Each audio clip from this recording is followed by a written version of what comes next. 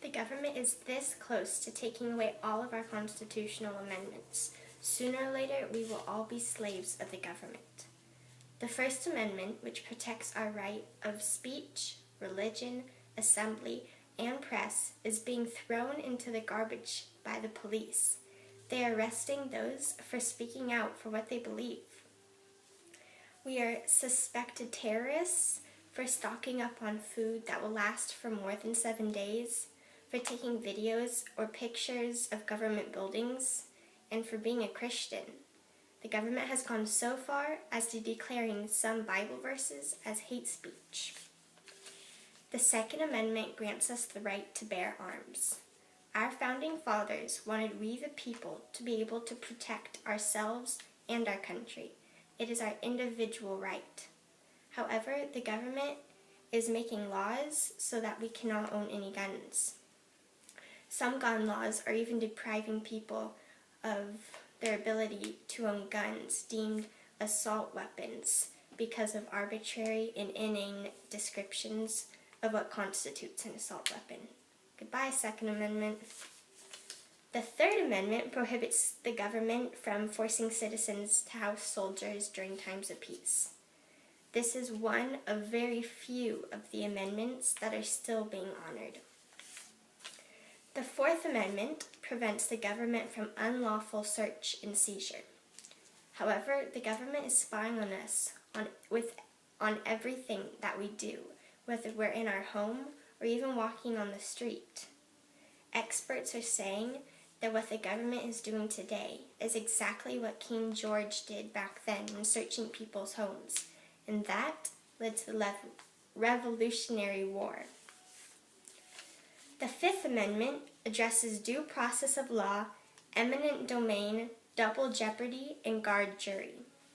Property is being taken from citizens for private use by the government. And the government is even detaining American citizens without due process. Since when is that allowed? The Sixth Amendment guarantees right to hear criminal charges levied against us. But do you know what the government is doing? They are prosecuting people based on secret evidence that not even the judge knows about. They are even putting people in indefinite detention without a trial. So people are pretty much going to prison with no real reason. The Seventh Amendment guarantees trial by jury in federal court for civil cases. Along with the Third Amendment, this one is still being honored today. The Eighth Amendment prohibits cruel and unusual punishment, but it's no surprise that our government is torturing people. And they're not afraid to yell it from the rooftops, but they claim they only do it because it's the only way they can get information out of the person. But that still doesn't make it right. It can still be considered a form of terrorism. The Ninth Amendment states that American citizens have other rights, even if they are not listed in the Constitution. We have a right to economic freedom and safe food and water.